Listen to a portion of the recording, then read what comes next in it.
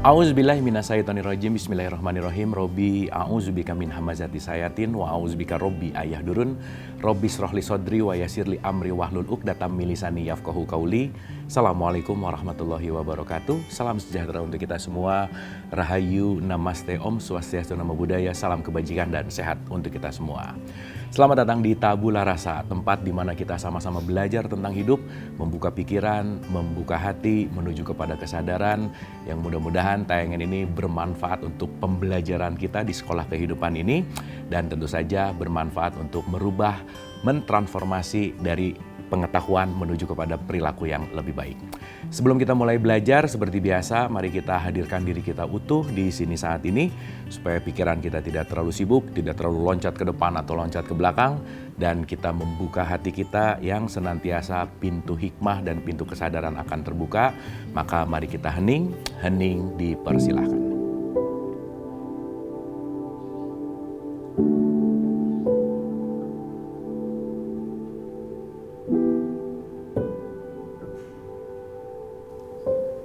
Selesai, terima kasih. Semoga kita sudah ada di halaman yang sama. Energi, vibrasi, frekuensinya seiring dan kita siap menjadi murid yang sama-sama belajar. Di bulan Ramadan ini tentu berkaitan dengan puasa. Dan puasa ini seakan-akan menjadi satu tantangan gitu ya. Banyak komentar yang saya kan lagi puasa, jadi mungkin kerjaannya agak sedikit slow gitu ya, agak sedikit lambat gitu. Atau mungkin dengan image puasa yang nggak makan nggak minum, tenaganya jadi berkurang. Atau mungkin produktivitas justru malah berkurang di bulan puasa karena mungkin pengen cepat lebih pulang, cepat untuk berbuka puasa dan seterusnya gitu kira-kira. Nah, tetapi poin penting yang harus kita sadari dalam konteks berpuasa ini, tentu saja di bulan Ramadan ini adalah bulan latihan. Apa yang kita latih? Kita melatih kebiasaan baru. Kita melepaskan kebiasaan lama sehingga kita sebut sebagai tantangan. Karena dengan tantangan kita akan membaru. Karena kalau nggak ada tantangannya tidak akan ada pembelajaran. Sama seperti di dalam hidup, pembelajaran itu selalu ada di tempat yang kita nggak suka. Pembelajaran itu selalu ada di tempat yang tidak nyaman. Maka ketidaknyamanan itu menumbuhkan kita. Maka ketika kita, let's say, ketemu orang yang nyebelin gitu. Di situ kita lagi diajarkan untuk menjadi orang yang sabar. Jadi tidak ada pertumbuhan di tempat yang nyaman. Nah, maka bulan Ramadan identik dengan tidak nyaman sebetulnya. Makanya saya pernah ditanya sama guru saya, "Abu, kalau di puasa ada pilihan kamu boleh puasa atau enggak, kamu pilih mana?" Ya saya langsung milih aja, nggak usah puasa deh gitu kira-kira. Maka nanti kita sadari kalau di Quran ada kata-kata wajib, itu pasti yang kita tuh agak malas ngerjainnya gitu. Makanya diwajibkan, diperlukan. Dalam tanda petik, Tuhan Allah memotivasi kita untuk melakukan sebuah perubahan. Karena perubahan perlu tantangan. Nah, tantangan apa aja sih yang ada di dalam puasa? Yang jangan sampai sekali lagi dengan alih-alih kita beribadah, tapi membuat produktivitas kerja kita berkurang. Membuat kreativitas kita juga tidak bertumbuh gitu. Masa 1 bulan kreativitasnya jadi nggak ada misalkan, produktivitasnya jadi turun. Oke, mari kita selami tentang tantangan puasa ini yang tentu saja nanti kita sadari justru puasa itu adalah satu aspek yang membawa kita menuju kepada kebiasaan baru. Bukan untuk menurunkan produktivitas, tapi justru untuk membuat kebiasaan baru yang membarukan kesadaran kita. Baik, sekarang kita renungkan dulu satu hal ini gitu.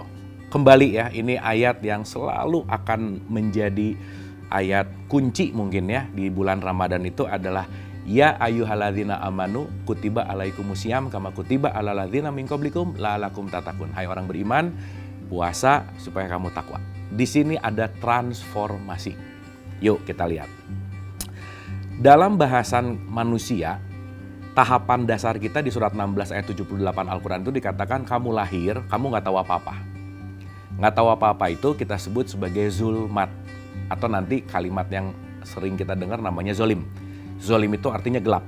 Gelap itu artinya nggak tahu apa-apa. Sederhananya kurang lebih seperti itu. Maka tahapan nolnya itu adalah zolim. Maka naik satu level dari zolim itu jadi tahu pengetahuan dan ada kesadaran. Disitulah konteks yang disebut orang beriman. Tetapi pengetahuan dan kesadaran itu tidak cukup. Karena paripurnanya kemuliaan manusia itu bukan orang beriman.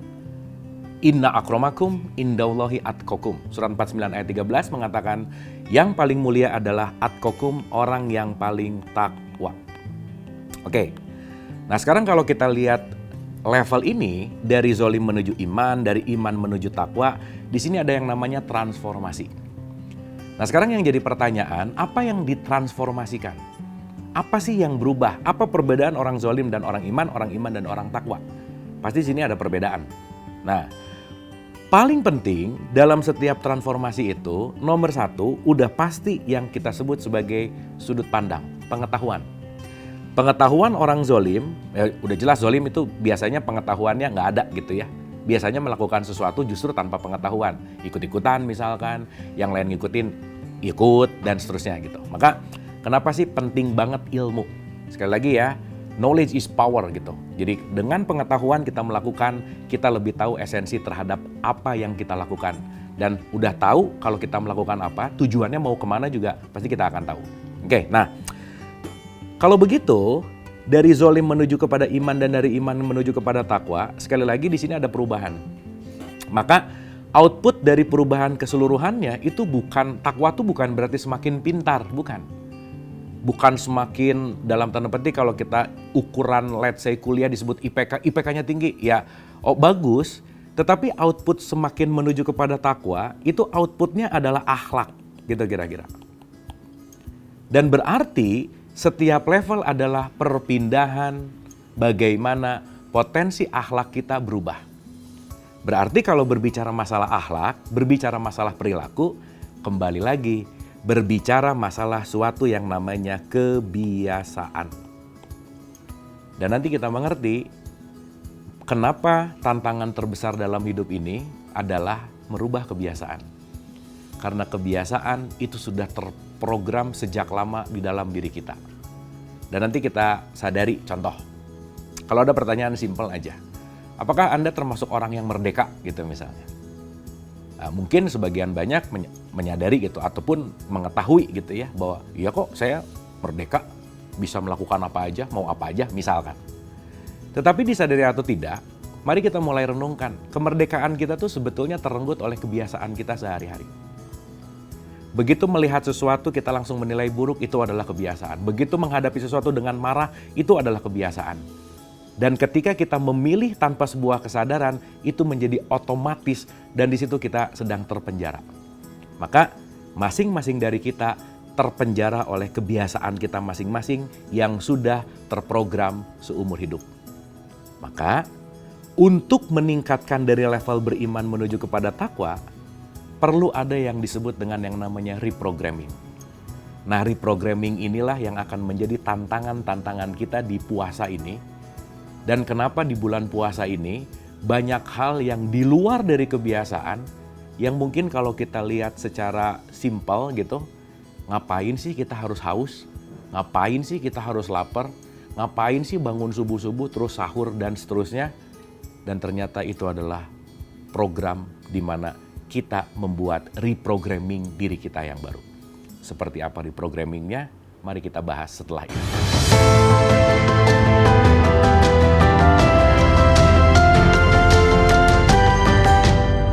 Masih bersama saya Bu Marlo, mari kita lanjutkan pembelajaran.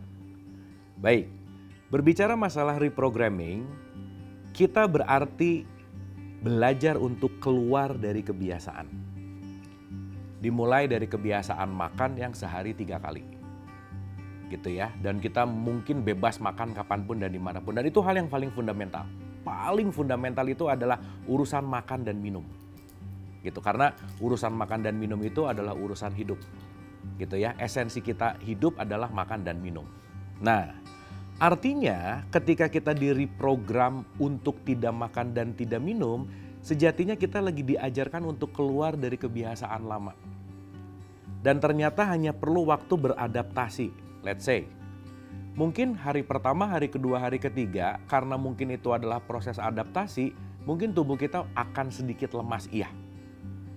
Tetapi ternyata kalau kita nanti lihat dalam segi apapun, dan kita tahu dalam penelitian biologis gitu, bahwa ketika kita kosong 16 jam itu keluar sel autopagi, di mana sel itu meregenerasi sel-sel yang mati atau sel-sel yang sudah tidak terpakai itu menjadi lebih baik lagi. Justru itu membuat imunitas tubuh itu lebih baik sebetulnya. Jadi terkadang mindset kalau nggak makan itu lemas, ternyata ya nggak seperti itu. Karena kenapa? Ujungnya sebetulnya hanya kebiasaan gitu. Jadi poin pertama adalah kita melakukan adaptasi. Tantangan pertama adalah beradaptasi melakukan sesuatu yang tidak biasa kita lakukan. Dan kita tahu, tubuh kita ini pengen selalu ada di dalam status quo, malas untuk berubah sebenarnya. Makanya kalau mau melakukan perubahan, kalau tidak dilakukan dalam konteks yang berulang-ulang dan konsisten, itu tidak akan terjadi gitu. Makanya banyak planning kadang-kadang tapi perubahannya nggak ada. Karena kenapa? Konsistensi yang penting sekali untuk membuat satu konteks yang namanya sebuah perubahan. Maka lebih baik melakukan perubahan satu langkah tapi konsisten daripada melakukan banyak tapi nggak konsisten gitu. Nah, itulah kenapa 30 hari kita dilatih per hari untuk melakukan perubahan yang konsisten. Dengan basic yang paling sederhana adalah tidak makan dan tidak minum. Itu poin pentingnya. Nah, sekarang yang menarik adalah dalam konteks yang disebut tantangan tadi gitu. Berbicara masalah puasa kan ibadah gitu ya. Dan ibadah ini kan tidak didesain untuk bagaimana kita tidak kreatif dan tidak produktif, enggak. Karena ketika Allah atau Tuhan mendesain satu konsep yang disebut dengan yang namanya ibadah, itu sebetulnya kebutuhannya untuk kita. Makanya kenapa kalimat wajib itu bukan harus, tetapi wajib itu perlu. Wajib sholat, saya perlu sholat. Wajib puasa, saya perlu puasa. Kita udah bahas bahwa puasa itu juga menjaga jarak gitu. Yang mungkin kalau kita ngelihat terlalu dekat banget, kita nggak tahu tuh isinya apa. Tapi dengan jarak yang lebih jauh, udah mulai kebaca nih tulisannya. Jadi semakin berjarak, semakin ada sesuatu yang lebih jelas. Gitu. Artinya, proses pertama adalah adaptasi secara fisikal, biological, urusan tidak makan dan tidak minum. Maka konteks saum itu kan juga bukan hanya urusan makan dan minum.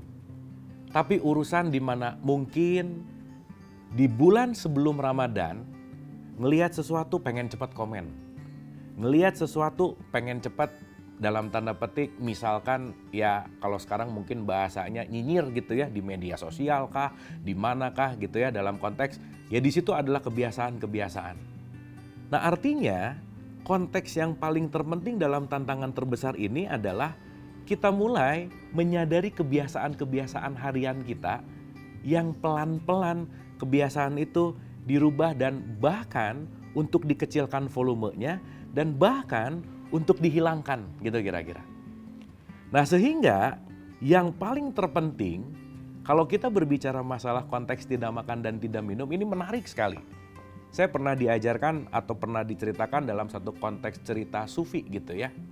Diajarkan gini, ada orang yang hidupnya tenang sekali, damai sekali, karena memang dia hidup di atas gunung, gak banyak orang, sendirian gitu kira-kira. Dan dia merasa di situ total peace gitu, tenang banget gitu kira-kira. Terus ditanya, apakah itu orang yang hebat?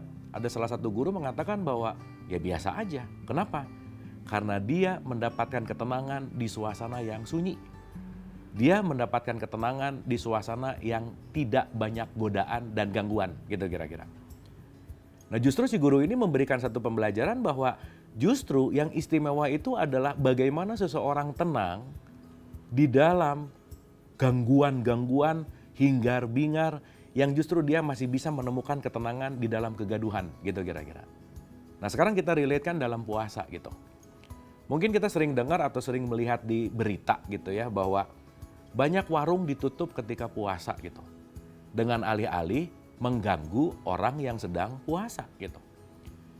Nah sekarang pertanyaannya, begitu ada seseorang dengan bangga, alhamdulillah puasa saya tamat bulan ini. Kenapa? Karena nggak ada warung yang buka siang-siang gitu kira-kira. Pertanyaannya ketika nggak ada yang bisa dibeli, nggak ada yang bisa dimakan gitu ya misalkan siang hari dan saya bisa menamatkan puasa, apakah itu oke?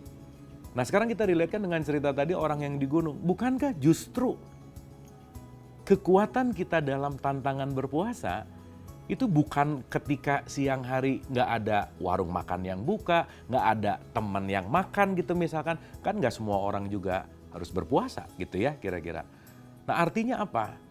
Justru yang harus kita renungkan adalah bagaimana kita menahan makan dan menahan minum di tengah-tengah godaan dalam tanda petik, banyaknya makanan, banyaknya orang yang masih minum, di mana kita bisa tetap menegakkan niat untuk berpuasa. Nah sehingga tantangan inilah yang akan memperkuat kualitas puasa kita. Jangan lupa kualitas puasa tidak terletak dalam tidak makan dan tidak minumnya, tetapi konteksnya bagaimana kita melalui tantangannya. Bagaimana puasa yang berkualitas, kita bahas setelah ini.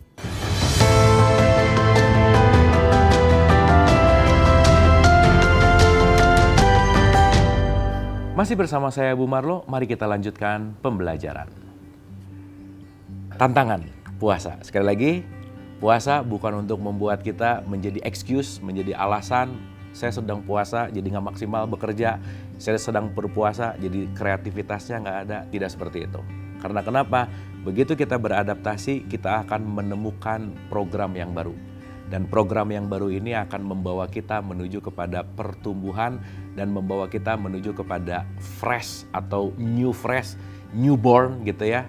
Makanya nanti dalam konteks Idul Fitri itu seperti terlahir, seperti bayi yang baru lahir gitu ya. Artinya apa? Kita mungkin baru akan menyadari potensi diri kita yang lebih hebat, yang lebih baik ketika kita benar-benar terlimitasi dalam konteks yang namanya puasa. Nanti mungkin kita akan mulai menyadari, iya ya, ternyata saya nggak makan nggak minum masih bisa ngerjain ini dengan maksimal kok. Ternyata dengan nggak makan nggak minum masih bisa berkreasi dengan lebih baik kok. Yang akhirnya perlahan puasa akan menemukan diri kita yang belum ditemukan sebelumnya.